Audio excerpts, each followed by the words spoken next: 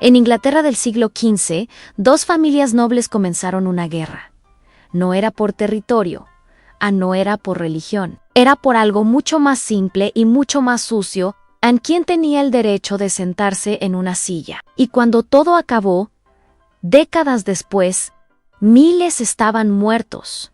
Linajes enteros habían sido borrados. Campos enteros se habían convertido en barro rojo, y el país había aprendido una lección que nadie quería admitir.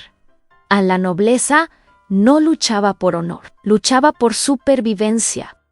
Y cuando se trata de supervivencia, no hay nada noble. La guerra no olía a gloria, olía sudor viejo y carne abierta. Esto no es fantasía. Esta es la guerra que inspiró Juego de Tronos, y es mucho peor que cualquier dragón. La Guerra de las Dos Rosas comenzó en 1455 de un lado, la casa de York del otro, la casa de Lancaster, ambas descendientes del mismo rey, ambas creyendo que el trono era suyo por derecho. El símbolo de York era una rosa blanca. El símbolo de Lancaster era una rosa roja. Parece poético, ¿verdad? Parece cosa de libro. Pero la verdad es que esas rosas fueron pintadas con sangre real y literalmente, porque cuando la nobleza decide pelear, no es solo cuestión de batalla, es cuestión de exterminio. El objetivo no era derrotar al enemigo, era borrarlo de la historia, borrar el nombre, borrar el linaje, borrar incluso la memoria de que aquella familia alguna vez existió.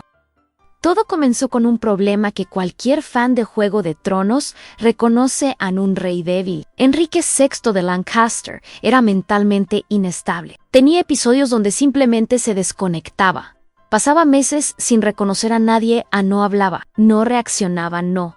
Gobernaban, solo existía. Y cuando el rey no puede gobernar, alguien tiene que hacerlo. El problema es que todo el mundo pensaba que ese alguien debían ser ellos. Ricardo, duque de York, alegaba que su linaje era más legítimo, que el trono había sido robado generaciones atrás, que él era el heredero verdadero, y Enrique VI, Enrique VI estaba demasiado ocupado mirando la pared como para importarle, pero su esposa no lo estaba. Margarita de Anjou era todo lo que Enrique no era, fuerte, ambiciosa, brutal. Ella no iba a dejar que nadie robara el trono de su hijo. Así que, cuando York empezó a reclamar derechos, Margarita hizo lo que cualquier buena jugadora del Juego de Tronos haría, transformó el desacuerdo en guerra. Y no era el tipo de guerra donde negocias después, era el tipo de guerra donde la única negociación es quién muere primero y quién muere peor. La primera gran batalla fue en Albans. En 1455 en York, Enrique VI fue capturado, pero no fue asesinado. Porque la nobleza medieval tenía reglas extrañas. Podías matar a un noble en batalla, pero ejecutar a un rey era complicado, era peligroso. Daba pie a que otros nobles pensaran que ellos también podían ser los siguientes. Así que York mantuvo a Enrique vivo, como rehén, como marioneta, como símbolo de que quien mandaba ahora era él solo. Que mantener a un rey vivo es un error estratégico, porque mientras respira, sigue siendo rey, y alguien siempre intentará usarlo. Margarita huyó. Reunió ejércitos leales a Lancaster. Prometió tierras, prometió títulos, prometió venganza, y en 1460, en la batalla de Wakefield, hizo algo que lo cambió todo. Ricardo de York fue asesinado en combate, pero eso no fue el final, fue solo el principio. Porque después de matar a York, los soldados de Margarita le cortaron la cabeza, le pusieron una corona de papel en la cabeza decapitada y clavaron todo en una estaca en la puerta de Michaelgate Bar en la ciudad de York. Para que todo el mundo lo viera, para que todo el mundo aprendiera. ¿El mensaje era claro? ¿Querías ser rey? Aquí tienes tu corona. Esto no era guerra, esto era propaganda psicológica. Porque cuando haces eso con un líder enemigo, no solo lo estás matando, estás humillando su linaje, estás diciéndole al mundo que aquella familia no merece respeto, que aquella sangre no vale nada, que aquel nombre es una broma. Y cuando haces eso, algo inevitable ocurre. En la venganza deja de ser política, se vuelve personal, se vuelve obsesión, se vuelve el tipo de odio que no negocia. No perdona, no olvida. El hijo de Ricardo, Eduardo, asumió el control de York y él no olvidó. En 1461, en la batalla de Towton, Eduardo destruyó el ejército de Lancaster, pero no fue una victoria común, fue una masacre industrial. Más de 20,000 hombres murieron aquel día. El campo quedó empapado de sangre. El río Cockpeck, que pasaba por allí, se puso rojo durante días. Testigos de la época dicen que podía seguir el rastro de los muertos durante kilómetros, cuerpos apaleados, miembros arrancados, heridas abiertas, atrayendo moscas. El olor quedaba días en el aire. El campo se había convertido en un matadero, y el mensaje estaba dado en York: no perdonaba. Enrique VI huyó, a Margarita huyó, y Eduardo IV fue coronado rey. Finalmente, York había vencido. Solo que en guerra dinástica, la victoria es temporal, porque siempre sobrevive alguien, siempre hay un pariente escondido, siempre hay un aliado esperando el momento adecuado, siempre hay alguien dispuesto a decir: Anne, en realidad, el trono es mío, y en guerra de sucesión, el papel vale menos que la sangre. Y aquí es donde la historia cambia. Ya no es York contra Lancaster, es hermano contra hermano. El hermano de Eduardo, Jorge, duque de Clarence, decidió que él merecía más poder, que Eduardo había sido injusto, que la familia se había olvidado de él, así que cambió de bando. Se alió con Richard Neville, el hacedor de reyes, un noble tan poderoso que controlaba quién se sentaba en el trono. Juntos destronaron a Eduardo, liberaron a Enrique VI de prisión y restauraron a Lancaster. Todo esto en 1470. La guerra había vuelto, y ahora era fratricidio. Pero Eduardo no era el tipo de hombre que aceptaba perder. En 1471 volvió, reconquistó Londres, reunió ejército, se enfrentó a Neville en la batalla de Barnet, y Neville murió en combate. Después Eduardo capturó a Enrique VI y esta vez no cometió el mismo error.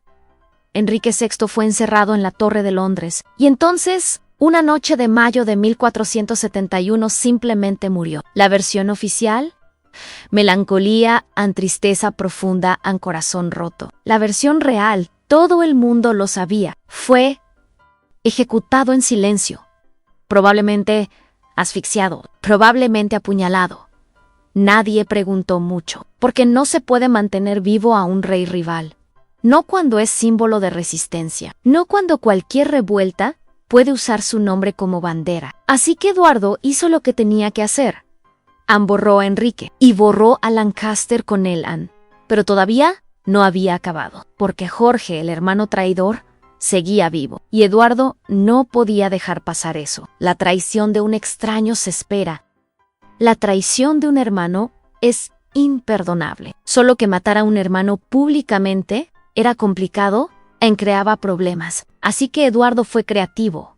Jorge fue arrestado acusado de traición, juzgado en tribunal cerrado y ejecutado en privado en 1478. A la leyenda dice que fue ahogado en un barril de vino. Puede ser mentira, puede ser verdad, puede ser propaganda, pero el hecho es: murió, y con él murió la última gran amenaza interna de York. Al menos por ahora. Eduardo IV reinó hasta 1483. Murió joven. 40 acos, dejó 2 hijos pequeños, Eduardo V de 12 años y Ricardo de 9. Y ahí comenzó el capítulo más sucio de esta guerra, porque quien asumió como protector de los niños fue su tío Ricardo III, y Ricardo tenía planes que no incluían a los sobrinos vivos. Ricardo alegó que los hijos de Eduardo eran ilegítimos, que el matrimonio de su hermano había sido inválido, que Eduardo había estado casado en secreto antes, que por tanto los niños eran bastardos, que no podían heredar, que el trono por derecho era suyo. Y los niños fueron llevados a la Torre de Londres para protección y nunca más fueron vistos. La versión oficial: desaparecieron. La versión en la que todo el mundo cree: Ricardo los mató o mandó matarlos.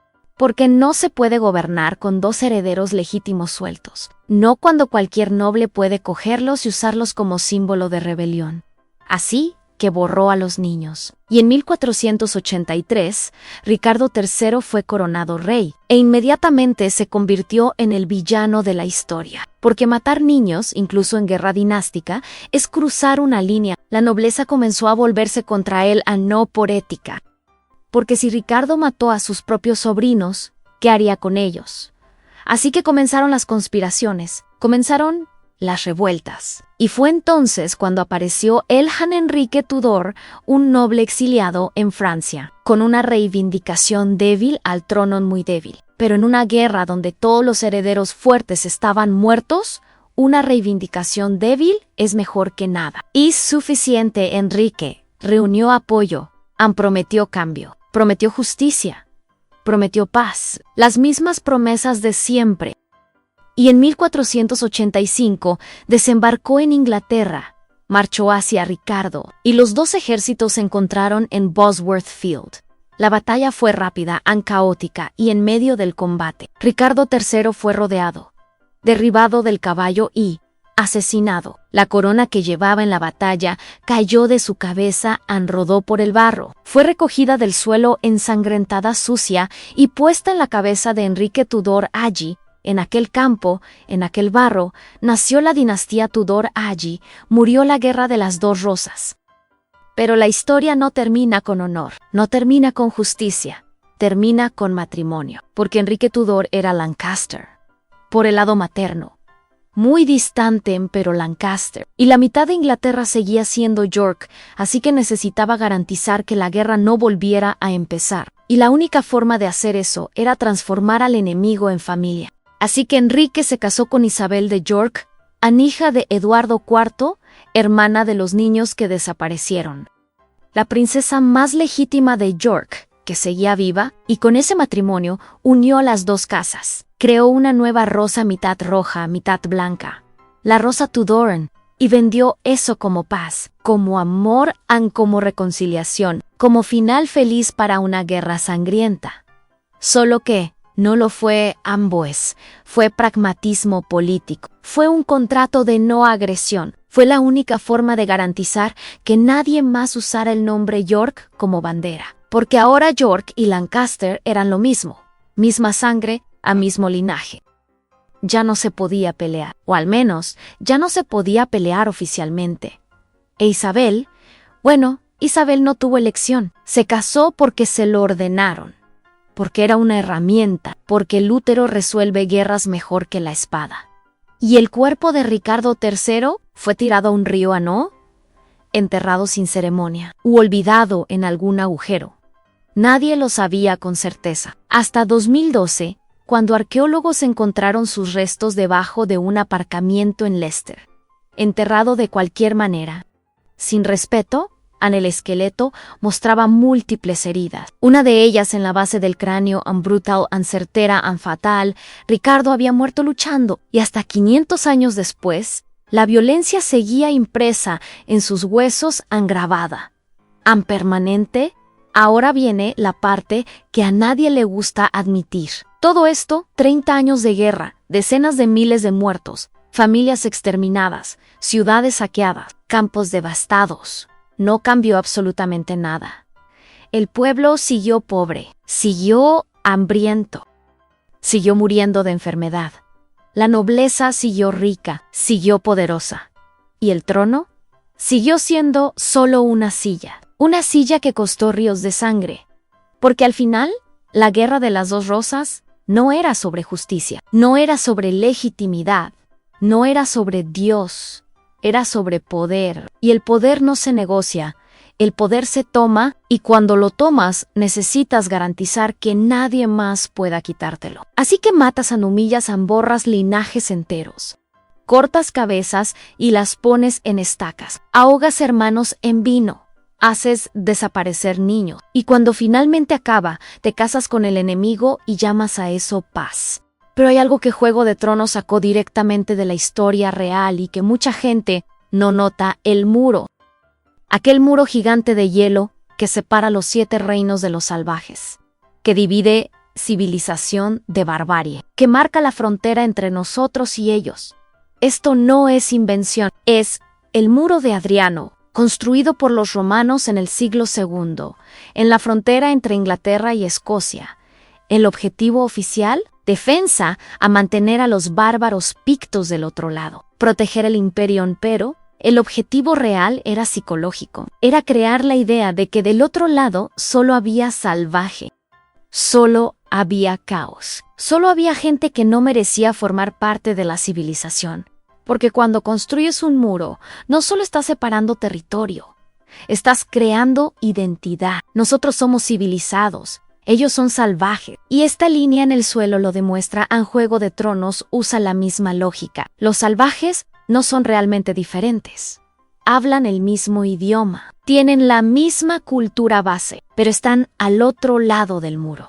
Así que son tratados como animales o como amenaza, como el caos que necesita ser contenido. Y todo el mundo en el reino acepta eso como verdad, porque el muro dice que es verdad. Y la estructura física crea verdad mental. Y hay otro paralelo que la serie captura perfectamente, y que la Guerra de las Dos Rosas mostró sin piedad a la reputación como arma. Porque en guerra medieval no necesitabas matar a alguien para destruirlo. Solo necesitabas destruir su nombre, su legitimidad, y la forma más eficaz de hacer eso, rumoran bulo, propaganda sucia. Acusaciones que no necesitan ser probadas, solo necesitan pegar. Margarita de Anjou fue destruida así. La llamaron bruja asesina adúlteran, dijeron que su hijo Edward de Westminster no era hijo de Enrique VI, dijeron que tenía amante, dijeron que controlaba al rey con magia negra. Dijeron que era francesa menos y por tanto, traidora por naturaleza. Nada de eso fue probado, Anne, pero no hacía falta, porque el rumor se extendió, y cuando llega al pueblo, se convierte en hecho, y cuando se convierte en hecho, no hay forma de borrarlo. Margarita pasó el resto de su vida intentando demostrar que era leal, que era honorable, aunque el hijo era legítimo. Pero ya era tarde, el daño estaba hecho. Había sido transformada en monstruo, y el monstruo no merece pena. El monstruo merece muerte. Ricardo III sufrió lo mismo. Después de que asumiera el trono, la propaganda Tudor lo pintó como deforme, como llorevado, como cojón, como físicamente monstruoso. Y durante siglos, así fue como se le recordó, hasta que encontraron el esqueleto y descubrieron que tenía escoliosis leve, nada que le impidiera luchar, nada que justificara la imagen de monstruo. Pero la propaganda había funcionado. Y hasta 500 años después, todo el mundo sigue imaginando a Ricardo III como villano deforme, porque el rumor se convierte en historia, y la historia se convierte en verdad. Juego de Tronos usa eso todo el tiempo. Tyrion es llamado monstruo por ser enano, y todos sufren no por la realidad, sino por la percepción, por la reputación, por lo que otros dicen sobre ellos. Lo que importa no es quién eres, es quién dicen que eres. Y entonces está el detalle del que nadie quiere hablar, pero que explica la mitad de las decisiones políticas medievales a logística asquerosa. Porque la guerra no es solo batalla. La guerra es campamento, meses lejos de casa. Y cuando juntas a miles de hombres en el mismo sitio, algo inevitable ocurre en sociedad.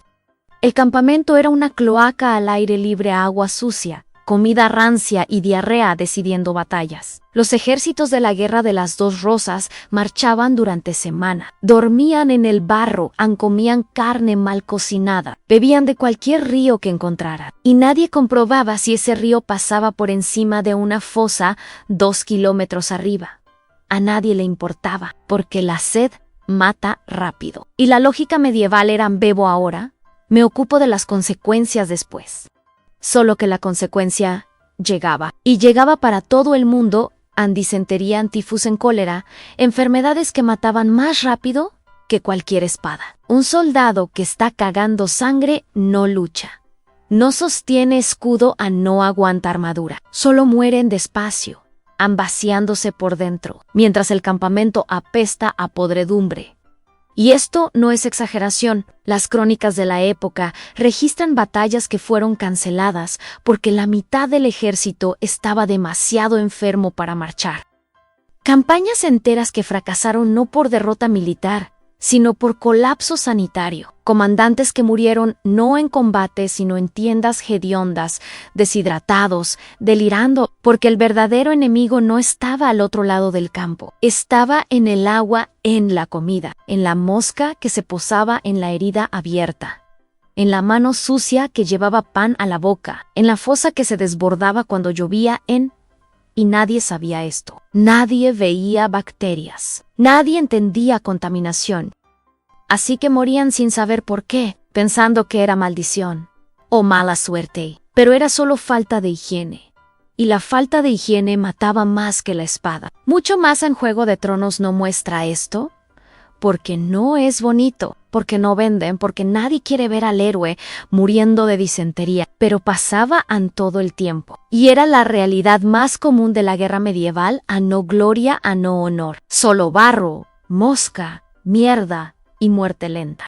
Y una de las formas más eficaces de traicionar a alguien era hacerlo durante un evento social, durante una fiesta, cuando la víctima se sentía segura, cuando pensaba que estaba protegida por las leyes de la hospitalidad. Porque la hospitalidad medieval era sagrada. Cuando aceptabas comida de alguien, estabas bajo la protección de esa persona. Matar a un invitado era romper la ley más antigua de la civilización. Era convertirse en paria. Era ponerse fuera de la sociedad. Pero a veces merecía la pena. Y esto ocurrió de verdad. Un evento que inspiró directamente la boda roja de Juego de Tronos, lo llamaron la Cena Negra. Y fue exactamente lo que parece, en un banquete que se convirtió en masacre. El rey de Escocia era Jacobo II. Tenía 10 años. Un crío en quienes mandaban de verdad eran los regentes. Y tenían un problema.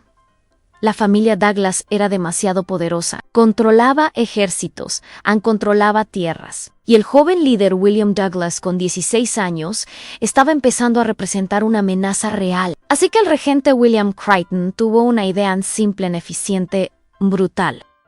Invitó a William Douglas y al hermano menor, David, de 10 años, a una cena en el castillo de Edimburgo. Dijeron que era para celebrar una alianza, para discutir el futuro, para fortalecer lazos entre las familias. William aceptó. ¿Por qué no? Era el castillo del rey. Era una invitación oficial y la hospitalidad medieval era sagrada. No matas a alguien que ha aceptado tu comida.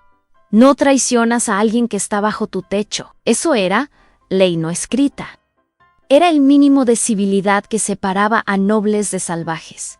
William confió en eso. Fue un error fatal. La cena empezó normal, comida rica. Buen vino, música, conversación educada. El rey niño estaba presente, sonriendo, sin entender nada. Y entonces, en medio de la comida, los sirvientes trajeron algo diferente a la mesa. Algo que no era comida. Era la cabeza de un toro negro. La pusieron delante de William, y el salón quedó en silencio. Porque todo noble escocés sabía lo que aquello significaba. La cabeza de toro negro era símbolo de muerte, de sentencia, de ejecución inminente. Era el aviso, vas a morir ahora. William intentó levantarse. Los guardias lo sujetaron, intentó gritar. Nadie ayudó, porque todos lo sabían. Todos habían sido avisados. Menos él, William Douglas y su hermano David fueron arrastrados fuera del salón, delante del rey niño que vio todo, sin poder hacer nada, porque él era solo símbolo, solo decoración. Y los símbolos no mandan. Los niños fueron llevados al patio, juzgados en simulacro de tribunal, acusados de traición, sin pruebas sin defensa, sin oportunidad y decapitados. Allí mismo las cabezas fueron exhibidas en las murallas. Las edades, 16 y 10 años, críos muertos, porque su apellido era demasiado peligroso.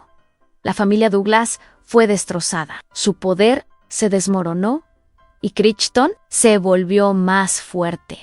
Porque había demostrado algo esencial: a los juramentos valen menos que la conveniencia. La hospitalidad es solo teatro, y cuando hace falta, matas. Comenta ahí, Rosa Podrida. Si has llegado hasta aquí y te has dado cuenta de que la realidad siempre fue más sucia que cualquier fantasía.